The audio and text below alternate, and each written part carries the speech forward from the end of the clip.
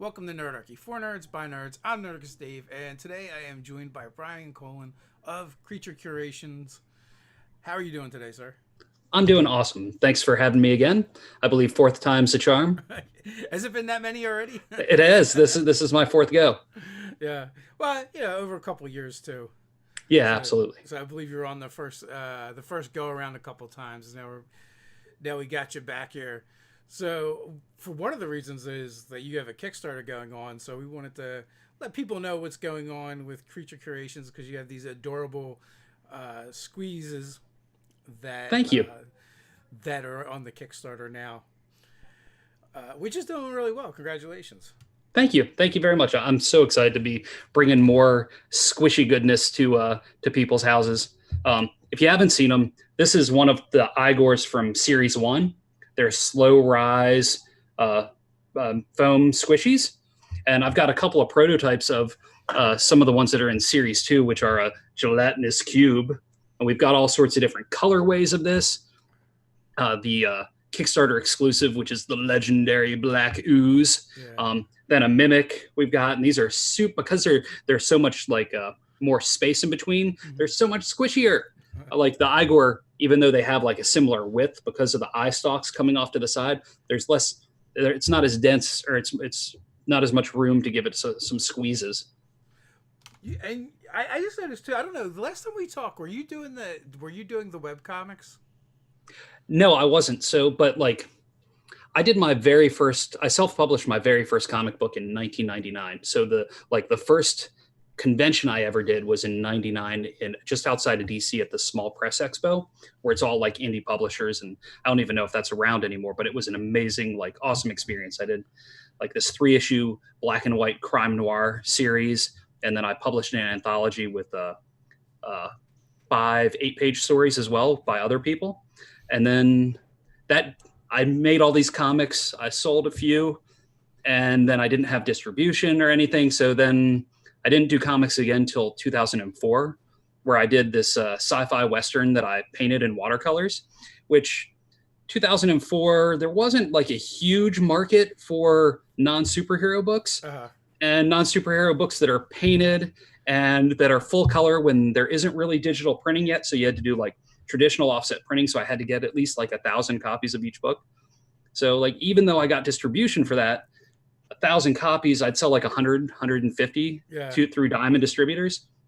And then I'd try and sell the other ones at conventions. And my wife and I could have had a house much, much sooner if I wouldn't have invested in that dream. But I loved, comics. I grew up reading so many comics, and that's been such a huge part of the way I see and tell stories. So doing the Revlo comic is just kind of a natural extension, especially now that I have Carrie Drake, who does all the art for the RPG stuff. Mm-hmm. My art's not strong enough to do comics, and I know that. And even though the art school I went with the intention of going for comic book art, until I realized I'm just not strong enough at it, and I don't have the diligence to actually keep at that to get good enough to be able to draw the comics. My mind goes in too many directions to stay focused and actually get to the point where I'd be able to sell comics that looked good. So Carrie's doing an awesome job, and I think we have 4 pages up now on the on worldofrevlo.com, and every Wednesday we're putting out a new page for the comic. Well, I mean, there's something to be said for being self-aware and realizing where your strengths are and whether or not. Because sometimes you'll see someone pursue something for a really long time, and it's just it's painful to watch, even though you're kind of rooting for them. Yes, yeah. I mean, being able to know when I'm not good enough, I hope I'm aware of that in most aspects, because I want to keep making stuff that's good and that people will enjoy, and not just stuff that I'll just enjoy. Well, I think part of the problem is it turns out you're a sculptor. Well, yeah, I guess. So, and the sculpting came after that 2004 comic series, the Jonas Tales of an Iron Star didn't sell. I then went to the Atlanta Comics Expo, which was before it merged with Dragon Con, and I saw Kid Robot toys, and I had never seen these blind box toys, which is funny because then the RPG Squeeze stuff is blind box, because that was in 2007 that's where I discovered that. And I was like, okay, there's these little toys, and some people are customizing them because they make blank ones. Okay, well, I don't want to just paint on it. I want to give it more dimension. So I started sculpting on those. And then that led into my bigger, more monstrous Revlo creatures. Yeah, so a lot of this, like your current stuff, kind of springs from Revlo. For Yes. people that maybe aren't familiar with you or don't know what Revlo is, let's start there. Awesome. Well, Revlo is a fantasy setting that I created. First started creating 10 years ago, right before my son was born, and Revlo is his middle name, Oliver, backwards. Um, since then, I've sculpted, like, this is a photo of one of the creatures that I've sculpted. That's a reaper of the Sikasha tribe. Most of the creatures in the world, at least on this continent, none of them were humans or dwarves or elves until about 30 years ago, when ships started crashing on the coast. And so there's been a large influx of your traditional, like, D&D playable species. But I tried to make everything unique and different and weird and stuff that I felt could only come out of my imagination, as opposed to trying to pull things that were already existing in other people's worlds and universes. So, from Revlo, from these sculptures, you have sprung art books, and there's a campaign setting. I believe you're releasing content for that all the time. Yes, You're doing a webcomic on it as well. So Revlo is spreading far and wide in a lot of different directions. it is. It's like I want to cast the biggest net and try and bring everybody in to love every single different piece of it. I know when I first met you, I believe it was Origins. Hmm. You're walking down, the exhibit booths, down the alleyways, and the thing that grabs you about your booth is there's this big monster head, like, sticking out, into the walkways, and then you're like, whoa, what is that? And, like, then it's like all these bright colors and things with, like, multiple eyes, and life size, pretty much. Yes. I knew that's what drew me in. Well, thank you. Yeah, like, and that's, I love making the creatures, and that's really, like, that's where I started to feel like everything was starting to gel together with Revlo. And now it's more like, okay, I want to make this, and I want to make this, and I want to make this, because I want to have all the things that I loved growing up all be a part of my own little product line and IP. It's like, if I can introduce somebody to the world through the comic that wouldn't have gotten it through the campaign setting or the bestiary, or introduce a toy that they get and then they get drawn in, I just give them a fuller, richer experience. Now, a lot of your early sculpts, or I mean, most of your sculpts, I think, was your kids being like, "Hey, this is what this thing looks like," and then you sculpting it. It was a lot of the early ones. I'd try and get suggestions and come up with like, Wyatt would draw some and I'd sketch some, and now Ruby is now drawing some and she's coming up with ideas. And so we're slowly working on the continent where her stuff's going to be. I've been in kind of a funk where I haven't really done any sculpting much in the past handful of months. Part of it is because, with no conventions on the horizon, Yeah. I've got nowhere to put them. Um, so, because usually, like, I'll take sculptures to a convention, and within the year's time frame, I'll end up selling each one, because almost all of them are one of a kind pieces. Every now and again, I'll do resin cast ones where I'll make smaller creatures and then do multiples. But with no real, until we know that it's going to be safe to go out and be around 80,000 people at Gen Con again, I've kind of slowed down on that. Plus, it's a lot harder to sell a big one of a kind $1,200, $1,400 sculpture than it is to sell little squishy toys for $12. Yeah, especially when people can't see it, can't actually see it, interact with it. It's a huge difference. So, how many of these monsters do you have laying around waiting for the next convention? So there's four of them that are at a local tattoo shop that got hung up there before the pandemic hit. And so I'm just kind of letting them hang there for a while. And I've got two more under my house that are freestanding sculptures, that there were like full body creatures that were smaller, like they would be considered probably tiny or small in D&D terms. Okay. Which, even still, like, they take up a bit of space after time. Yes. I have one of those on my mantle. In our, Yes, you have the in our Grulock. family. Yeah. Which I was very excited to bring home with me. It looks great. Well, thank you. So you've also converted, you converted into 5e, you've converted into Fate, I believe. So I'd started out by playing Fate, and Okay. Fate was really like I was running a bunch of different. I had run a bunch of different games in Fate. I'd like if you're a fan of comics, I'd run like a Sin City game. I ran like a setting called Dietrich, which is based around the military town I grew up in, set in like the 90s because there was all sorts of weird like chemical testing going on there.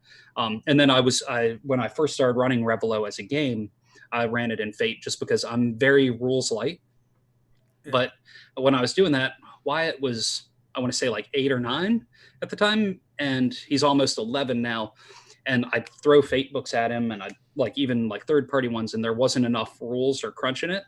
Like he wants the Kobold Press's Creature Codex and just like pour over that for like hours and hours at a time. Like all the numbers and stats and stuff are really when you're that age, that's the stuff. Seeing the magic items, that's what you really want. And so because of that, we decided to do the campaign setting, the bestiary, all in 5e. And now I really want to move it as well into Savage Worlds because I really like that system. I've only gotten to play it just a little bit, but I picked up the Adventure edition from their Kickstarter. And so I'm starting to convert stuff into that as well because I'm less rules and more like story driven, like try and fly by the seat of your pants story as you can. So I think I'm going to go in that direction as well. Yeah, Savage Worlds is a game I still haven't gotten into yet. It's on the list. It's on the short list. But if it's on the short list and you want to play, I'd love to have you sometime. Yeah, if you want a guinea pig for your for the conversions, hit me up for sure. Awesome. I mean, we've definitely hosted a game that you've run for us on the channel. At least once. I don't know if it's been more than once or not. So you played in one that I ran, which was it was really fun having you be a Bernadazzi, which are these like basically lizard men from the fiery pits area, and you did an awesome job. My and voice also was like wrecked after that game. It was so gravelly, it was great. And then Ted's run some that when I wrote some stuff that went into RPG Crate. Okay, yeah. So there's been a couple games on the Nerdarchy main channel that we've done, and that was a lot of fun. I had fun playing in that game. Who was it? It was Isaac, me, Megan. I feel like we had one more player. And then we had Chris O'Neill from Brotherwise Games. Yeah. That's it. Yeah. So that was a blast. And getting to explore the new world is also a lot of fun. I'm pretty sure. I think you had an adventure planned. We quickly broke it, as D&D players do. As you should. Like, I want to just have, I want to know, here are some major things that are going on. Here are some major possible characters or creatures that are in the area. Let's just see where you go and be able to improvise all along the way. Yeah, so we'll have to get that going with the Savage World. Then it'll give me a chance to revisit the world of Revlo, as well as check out some Savage Worlds. Awesome. That'd be great. So, how's the webcomic doing? How's it feel to be back in that space? It feels really good because we're even though there's only 4 pages that are on, he's finished up 8 pages so far, and he's working on the 9th page. So we're almost to the halfway mark of issue 1 because I'm writing it in 22-page issues, and it's really, for me, when I write, I do not write descriptions. I'm not I can't write a novel because I see pictures. I don't translate those into words at all. It's just not I see things in more comic book fashion. So to write a script in almost like a movie style script where you're scene 1 dialogues and that, it's much more natural for me. And seeing him bring the pages to life it's really awesome. And it's a more simplified style than what he did for the cover of the campaign setting, because it's more flat. It's not as much detail in it because there's so much to do in a single page. And if we want to get these done in any sort of actual good timeline, it's got to be a little more simplified. But I love the style that he's got for it. I named the story is the overarching story is about how this one creature who came to Revlo, who's not a normal like D&D style race, how she's lost her family and how she comes to find family around the people around her. And I've also put in some humans and stuff because I'm bringing in the kind of D&D type elements with humans and dwarves and elves and that sort of thing. And I've named the 2 other kids that are in it after my kids, which is fun. So yeah, so you have the kind of like the newcomers as part of the backdrop. Yep. Nice. And so the main.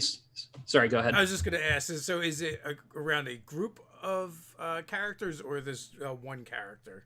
It will end up becoming, over the course of the first couple issues, it'll end up becoming like an adventuring party, and it'll be that party's story.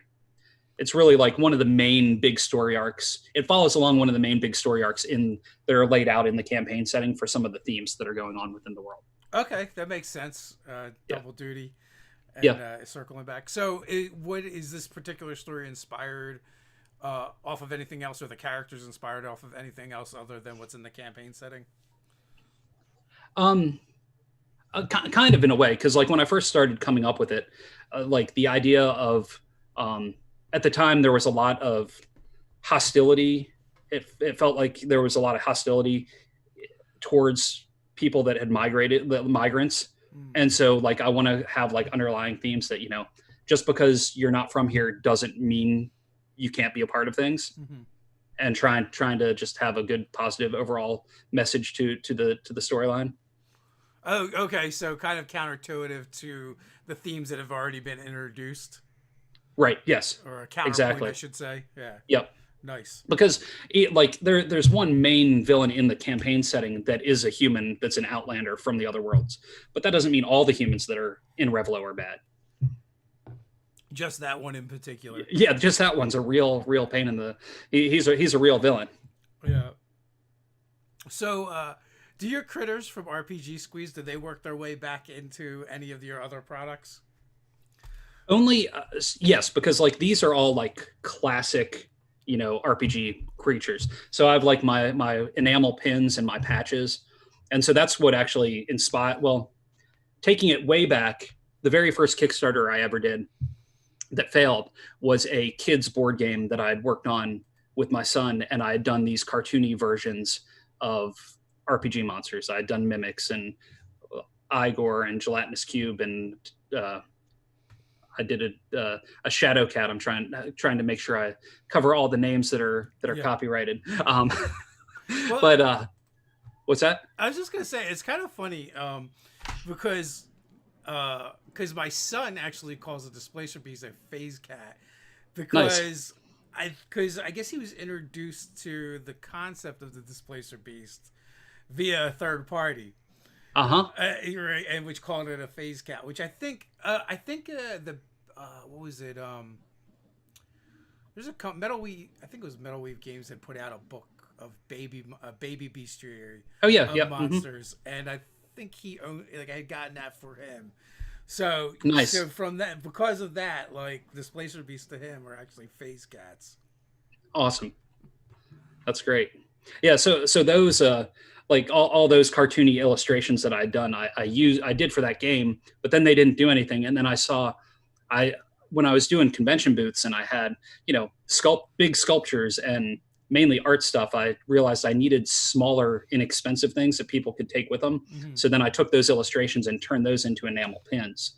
And then the pins started flying like crazy. Like that was covering the cost of my booth. And so I figured, well, if people like the pins of these adorable monsters, why not make other things? And then that's the blind box squishy came next. And I planned on having that at conventions this year. And the only show I got to debut them at was at the show in March, which is just for retail stores and distributors. Uh-huh. And retailers were totally into them. And then all of a sudden COVID hit, and and then there was not so much retail. Right. And I just hope most of the stores can survive. Yeah. A $1,400 sculpture isn't as easy to carry away. Yep. It definitely does not fit in your back pocket. No. Although I've had people that have bought them carry them on their laps on airplanes like this. Do you have any selfies of those? I have some. Yes, I just need to dig them up because I'm not good at cataloging my photos at Yeah, all. that's great. Because I could just because when you one of those things sitting on your lap is probably taller than the person or as tall as the person. Yeah. Can you imagine being like in the window seat and being like, "Excuse me," to get up to go to the bathroom? Or Yeah. Yeah. You have to seatbelt it in when you get up for sure. yeah, absolutely. So, of your critters, do you have a favorite? Hmm. It's so hard. They're all I like them all a lot. I think one of the ones that I like is the coral reaper, which reapers are the very first sculpture I ever did that was set in Revlo was a reaper of the Brood tribe, and it's they all have a face down here and then a big like kind of like horse like head up here, and usually the one up top is the unintelligent one that will snap at you and bite you, while the other one's kind of getting your attention.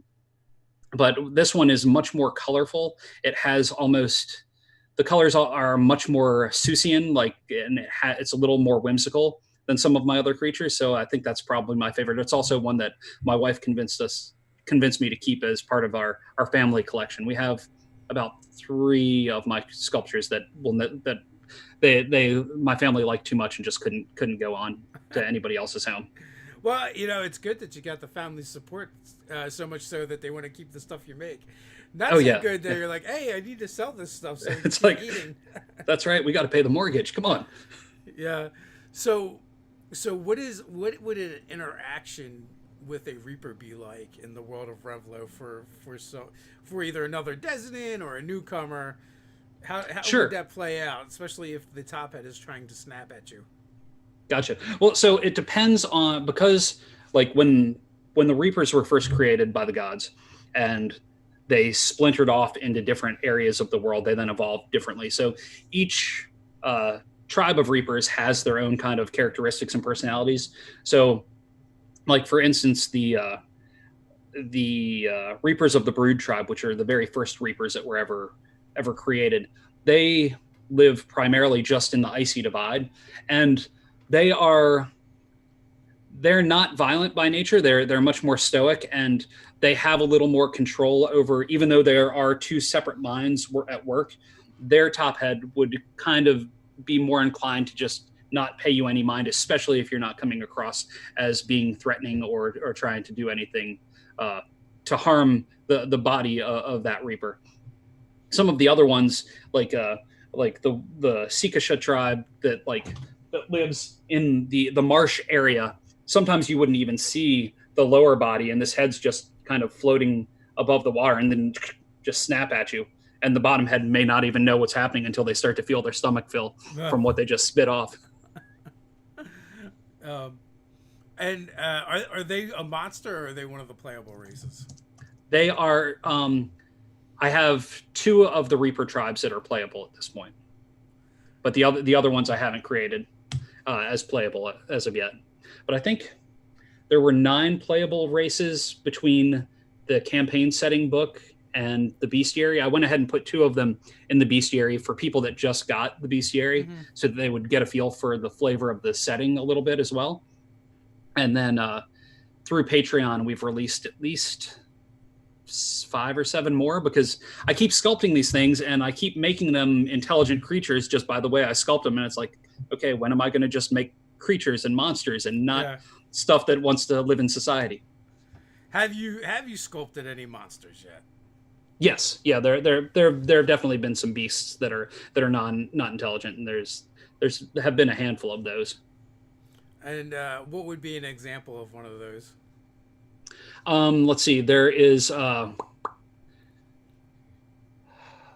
the Clercidar, which is like this giant, like bear-like creature with big horns on them on their side. They usually won't attack people unless somebody steps into the area where they've killed something. I've got the Paris, which is kind of like my take on an owlbear almost. It's got a much larger beak and not so owly looking, but and that was actually, I think that was one of the images in our Nerdarchy game that we ran. Okay. One of the images on the backdrop there. I And there have remember been, I what's remember that? fighting something in the trees, in the branches, that was very snake and tentacle-y like. Oh yes, yes, yes. The Acasics. That's like a giant serpentine creature that then spits out these other tentacles that shoot out and wrap around. I actually drew that. I didn't sculpt that one, so that's a. I drew that when I was on my flight back from one of the show from a show last year, and I drew that, and then Carrie redrew it for the bestiary, and Isaac statted it all up. So you've got some of your sculpts living up in Canada in a basically in a gaming pub, right? Yes, yes, and the round table up in Guelph. I think I want to say Tommy has like maybe 9 of my sculptures. He's definitely got the biggest collection of Revilian species in the world. Nice. I mean, they're great and unique showpieces for sure to put up on the wall. Thank you. So Tez says the Salzarites, those are awesome. Yes. What is a Salzarite? Okay, so when I first moved to Georgia, I was helping one of my friends replumb their house, and I had never seen cave crickets before.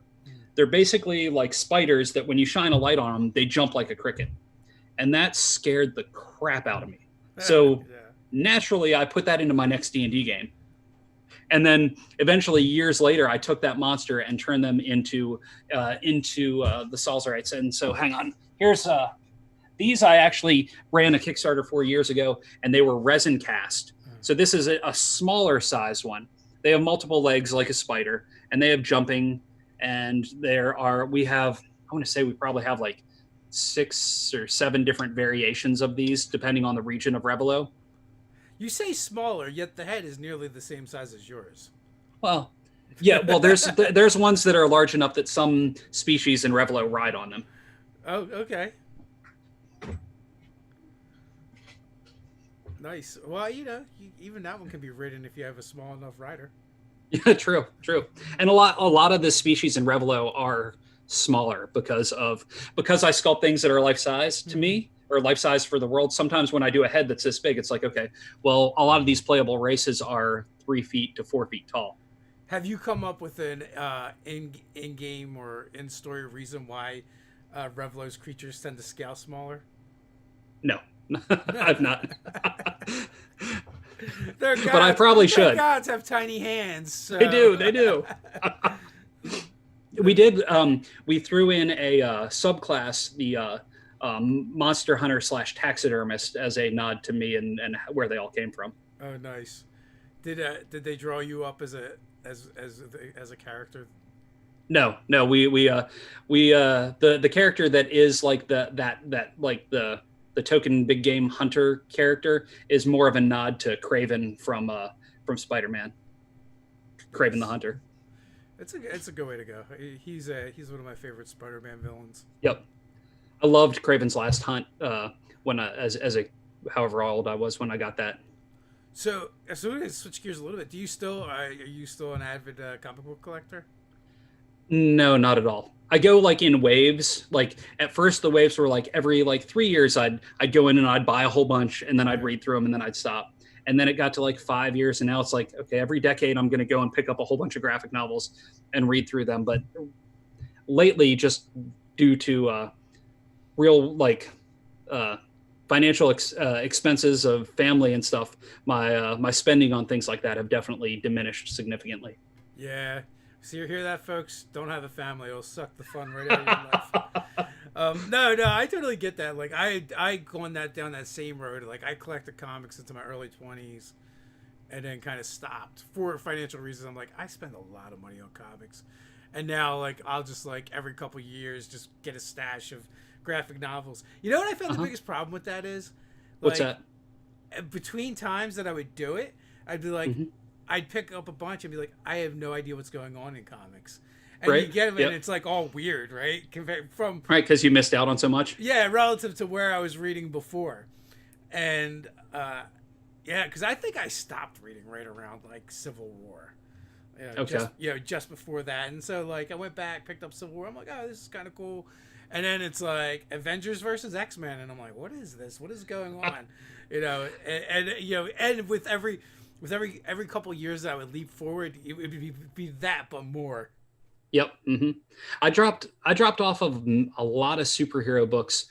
I graduated high school in '94, and somewhere in when I was in high school, DC introduced the Vertigo line, Mm-hmm. and like as soon as they started putting the weirder stories in, like I went completely into that, and then some more Was indie that the comics. Vertigo line? Was that like the Fly and?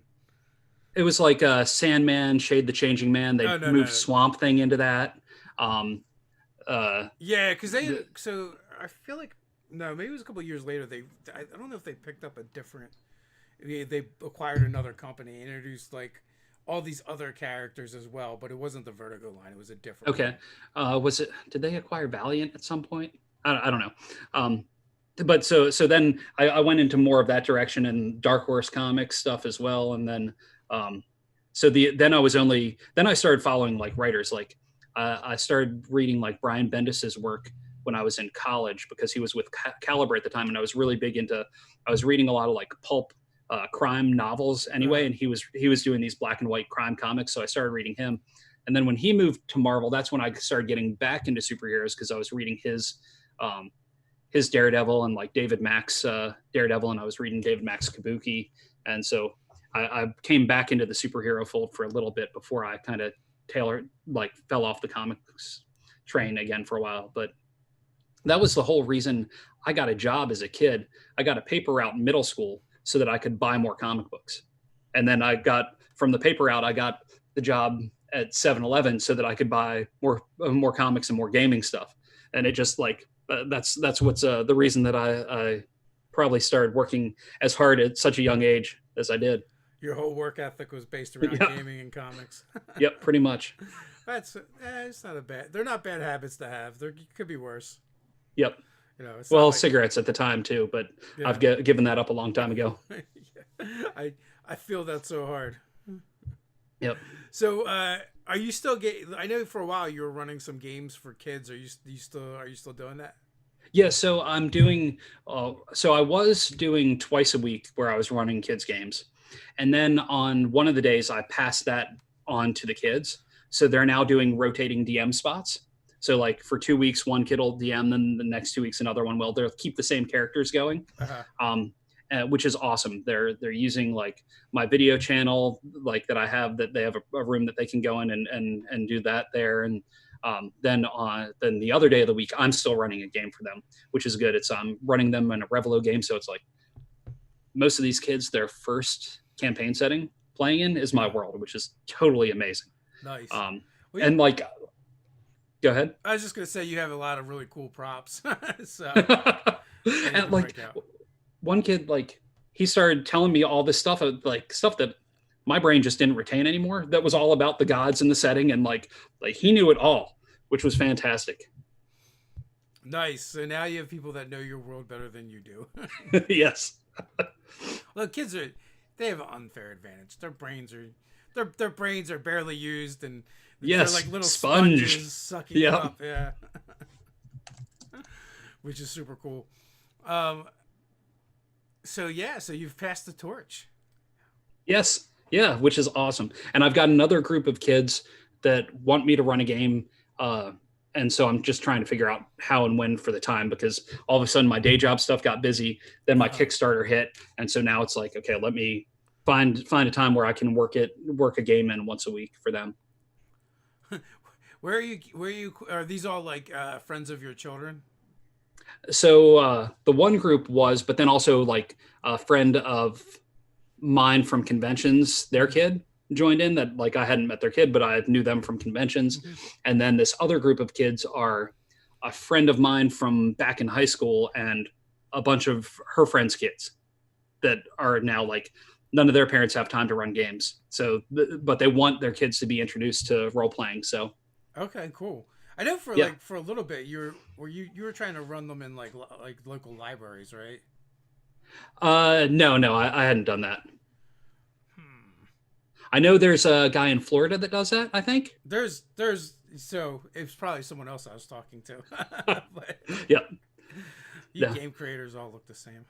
I know we do.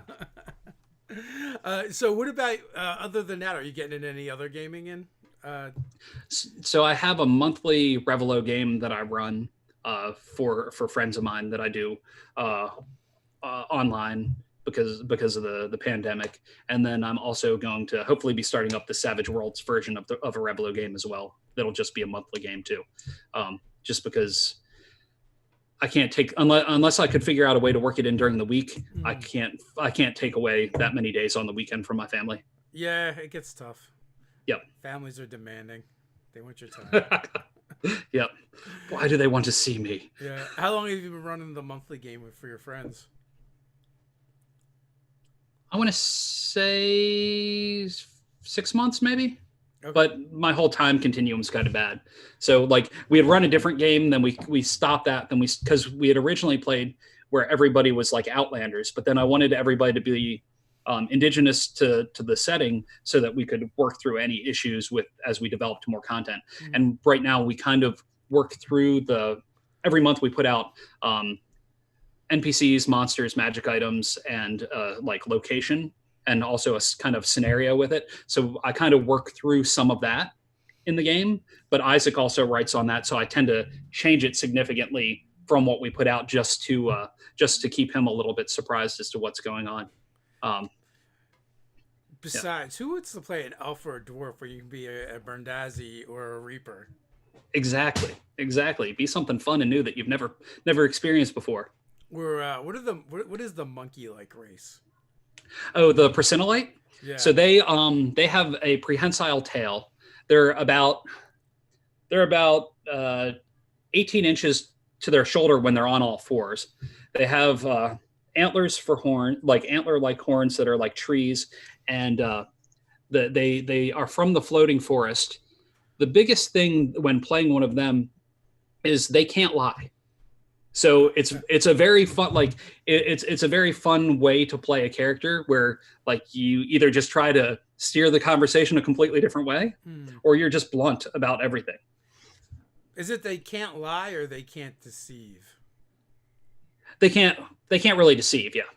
Yeah. So they're not like the Fae where they'll tell you everything that's true, but it's all misrepresented. Right. And, it really depends on who's playing it and how they play it. Because, like, I have one of the kids in my game that plays one of those, and she will just like, instead of answering a question and something that would get her in trouble, she'll just hightail it and get out of there. Runs away. That's funny. Why can they not lie? It's just kind of part of who they were as a culture. It just wasn't something that they ever did. So it's just ingrained in them to not ever steer from the truth. They're very factual, and they're very like, this is how things are. This is fact. This is fact. This is fact. Why would you ever say something that's not fact? Gotcha.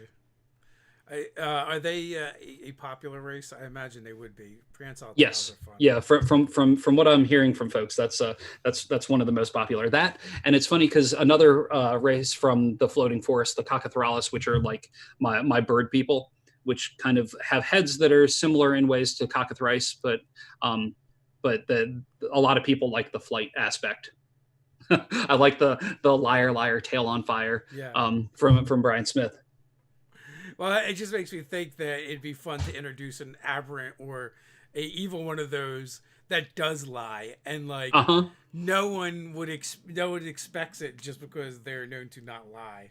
Right. Everybody would just assume that they're telling the truth. Yeah. Turns out that's great. Doppelganger. So what kind of stories have been coming back from people playing in Revlo? So I've only gotten a few back because so far only the PDFs of everything have gone out. The physical copies are just starting to hit in Canada. The books and the slipcase and the pawns and the map and all that and the GM screen is all in port in California, waiting to clear customs so that it can get shipped out to everybody. But out in a group in New Zealand has set up their own milk bar, like milkshake bar, in the big city of Merks Hollow, using the pungent, stinky milk of one of the creatures, the Mushwukin, which are nasty, like Wolverine, like feral creature, like nasty creatures. So they make milkshakes out of that. And they even had one of their friends who's an illustrator do like a signage for the shop, and so that's really cool. And they've even commissioned Carrie to do a couple of their character illustrations for their game. Which that's a lot of fun, and that's cool too. Now your artist is getting even more work. Yes, based off of Revlo from other people. And seeing the first like fan art from Revlo when that hit, it's like, wow, people are actually playing in this crazy world that I've come up with. So what is the next step for Revlo? So I'm kind of going in two paths at once. Since I'm just starting to do the Savage Worlds version. And then we're also working on Merc's Hollow. That's the second largest city in Revlo. It's also the one where the big bad Baron Merc von Horvath has taken siege of the city 3 years ago. So we're working on that as like a mix between a campaign, like a adventure module, and a just full on like a gazetteer of the city, where it has a ton of the different locations, NPCs, and then adventure that you could play in the city. Nice. So what is the largest city then? That's Dalak Brul, which is under the surface of the desert in the Waiju Desert. And it's where a bunch of these giant sandworms called Livnas had tunneled through and made this giant opening. And the Sorcias, they're known for their ingenuity and their tinkering and building all these mechanics, have a city that they've built inside of there where many things run off of the combustible methane that's harvested from the droppings of the Livna worms. So that's a very like steampunky city where it's very technology driven, much more advanced than the rest of Revlo. So how do they keep these giant worms from coming back? Livnas never go down the same path they've ever gone through before. Okay. It's just something in the worm's DNA that they always go a different route. So they always make a new one? Right. And then some of the tunnels that they make collapse on themselves, but at least like this one, they've then built structures around and reinforced, especially as they've expanded from the main center and continued to build out and expand as urban sprawl usually does. It keeps going out into further tunnels, and the less fortunate or the Sorcias and other people from that area that make less money always have to keep moving further and further away from the epicenter of Dalak Brul. It's Texas, but underground. I don't know. I've never been to Texas. Well, any of those big sprawling states where they have lots of space, they build out and not up. Yep. Well, I mean, if they went up, they'd have to break the surface. Yeah, and it's hot up there. So what kind of steampunky type technology have you introduced then to Revlo? So we've only really we've only glossed over the basics of Dalak Brul, like setting the stage for anybody to create what they wanted there. Okay. We've created a couple of gadgets and inventions that have been in our Patreon rewards, but we really haven't explored it a whole lot. It's something that I'm excited to get to, but I feel like with only so much time in a day and all the other crazy stuff that I'm doing, the Merc's Hollow book is more important based on the overall story that's going on in the world right now. Cause I kind of see the story being set almost like a season of a TV show. So it's like, okay, this is what's happening this season. Then I know this is what's going to happen next season.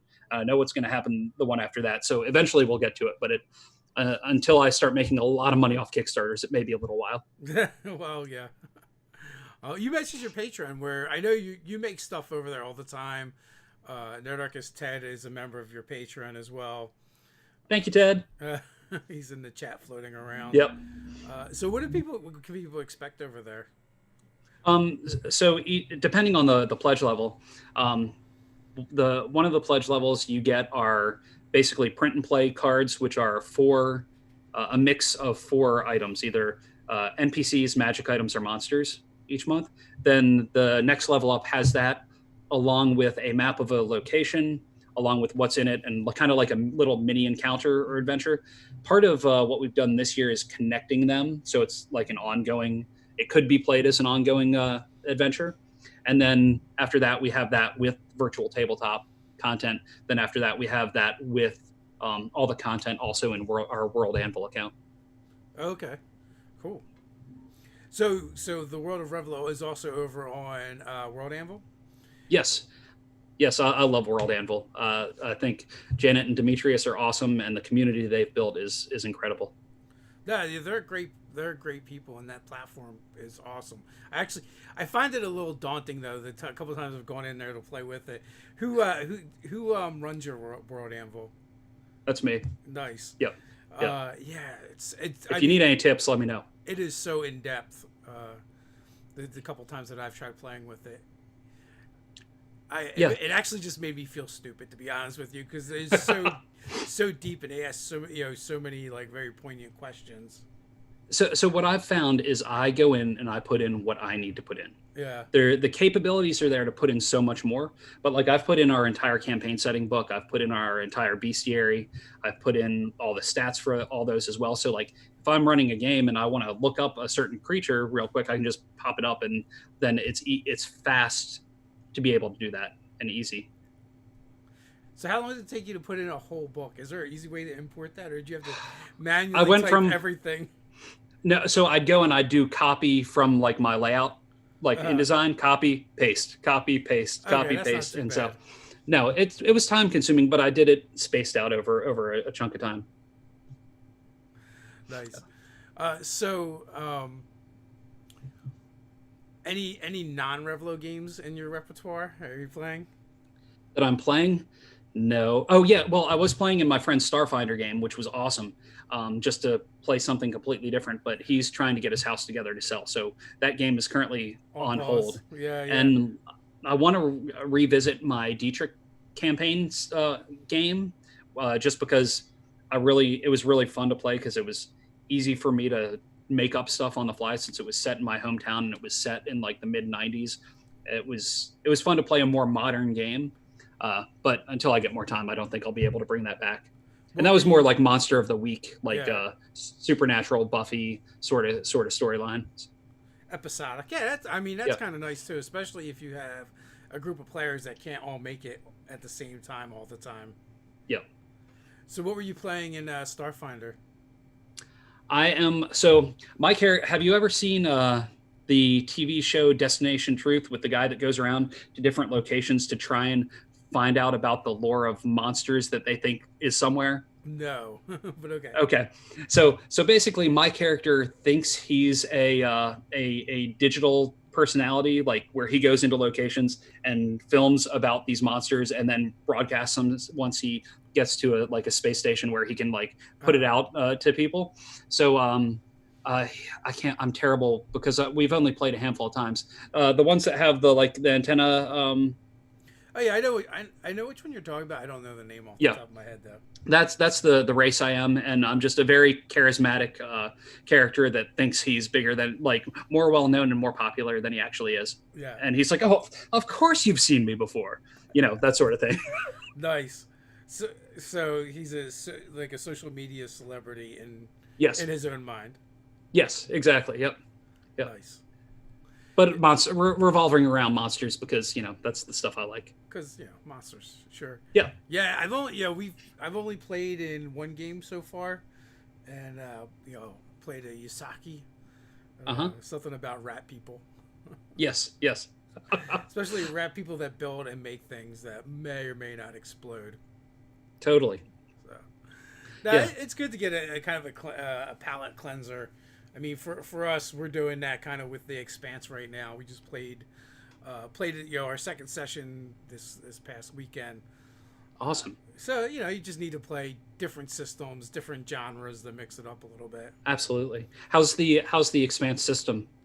Good. I mean, it's built off the Age system, so it's fairly simple. You have your stats, and you roll 3d6. You add it together. And then if you roll doubles, one of your dice is considered your stunt die. So then you get to do cool stuff based off of off of that stunt number.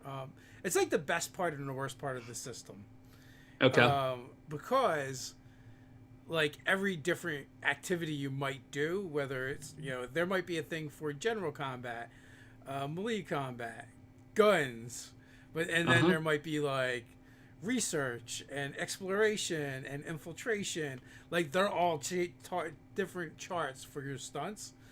So so that becomes a lot. Like that's the part that can really bog down the game. Sure. When especially if you're like, well, what is the most optimal stunt for this particular scenario? Right. And and you have several tables to choose from. So I mean, that would be the only complaint about the game. Like maybe like cards or something. They might even have them where you can just like have them in front of you and flip through them, quicker than flipping through a book or whatever. Yep. But yeah, so it's also kind of rules light at the same time. So it's like you have a pistol or you have a rifle. You have a heavy melee weapon or a light melee weapon. They're not like each specific thing isn't really defined. They all kind of do the same things. Where some things some of the things might have different descriptors that you can apply. Like it might be an automatic pistol, and things like that, which will mean something different. And usually it involves the stunts. So in that regards, it's kind of rules light. Okay. So cool. Ted says Lashanta. Yes, that's it. That's the name of the race that I was playing. They look like kind of like Mantis from yes, Guardians of the Galaxy. From Guardians, totally. Yeah. So that game's been going pretty good, and that's fun.